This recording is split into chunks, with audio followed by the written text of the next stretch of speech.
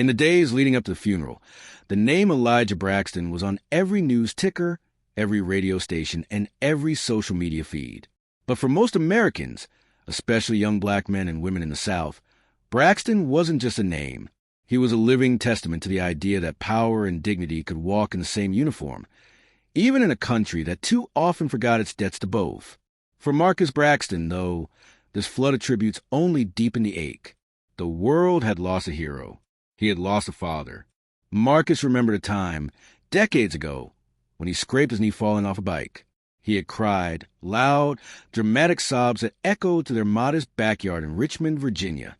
His father came out, not with a Band-Aid, but a question. "You hurt?" "Yes," Marcus whimpered. "You alive?" Marcus blinked, unsure. "Then you get back up," Elijah said, his voice even. "We don't stay down just because the ground invites us." That was his father's way, blunt but steady. He didn't shield Marcus from pain. He taught him to endure it. Elijah had always been more than a parent.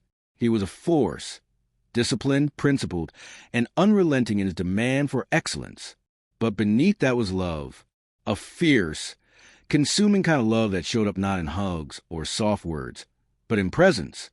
He never missed a game, never skipped a graduation. He cheered from the back, not the front. That's who he was. And now he was gone. The days following the general's death felt like something out of a political thriller. Cable news commentators debated his legacy. One conservative anchor claimed he pushed race over unity, while a liberal journalist called him a moral compass in fatigues. In a more personal moment, an old war buddy of Braxton's, General Hank Reyes, spoke during a televised tribute to Elijah Braxton. Didn't fight for America because he loved everything it was. He fought because he loved everything it could be. That quote went viral. Churches held vigils. HBCUs flew flags at half-mast. But so did the tension. Several police unions posted neutral condolences, while fringe officers posted anonymously in law enforcement forums, blaming Braxton for fanning flames of division and being anti-cop. The duality of America was on full display. Half the country mourned. The other half muttered. Beyond the medals, beyond the polished speeches and military honors, Braxton was a relentless advocate for accountability, especially within the very institutions he served. In 2006, he famously confronted a 4-star general on national television after the death of an unarmed black soldier in a racially charged hazing incident. "Respect doesn't trickle down from the top," Braxton had said. "It grows from the soil, and too many of our young black men are being buried in that soil." When the George Floyd protests erupted in 2020, Braxton, still in uniform, knelt with protesters outside the Lincoln Memorial. He was 63. "I took an oath to defend this country," he said into the cameras, "and that includes defending it from injustice." That moment made headlines, and enemies, white supremacist websites, labeled him a military traitor. Police unions grumbled, but he stood tall. "If being on the right side of history makes me a target," he told Marcus once, "then I've been trained to face fire." What the public didn't know was that Braxton had also been battling something quieter than politics and more personal than war: heart disease. Years of stress, military deployments, and racial pressure had taken their toll. His heart, once strong enough to run 10 miles in desert heat, was giving out. He kept it from the public, kept it from the press. He even tried to keep it from Marcus. "I don't want your last memories of me to be of tubes and nurses," he said gently when Marcus pressed him to get a transplant.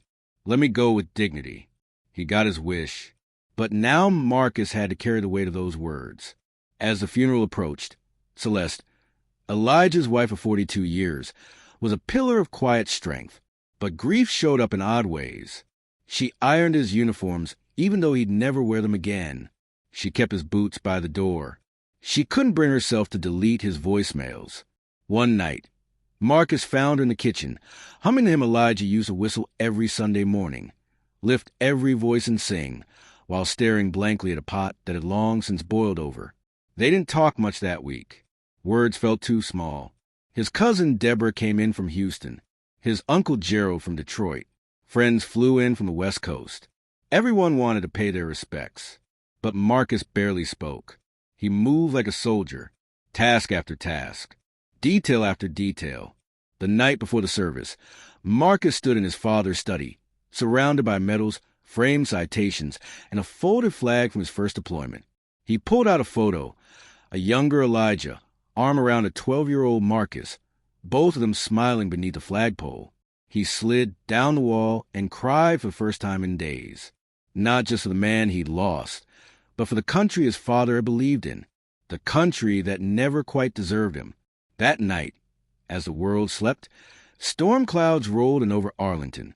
The air grew heavy. The silence before the storm was loud. Somewhere across town, Officer Darren McConnell sat polishing his sidearm, thinking about the morning ahead. In less than 24 hours, the world would change, and a gun would be drawn.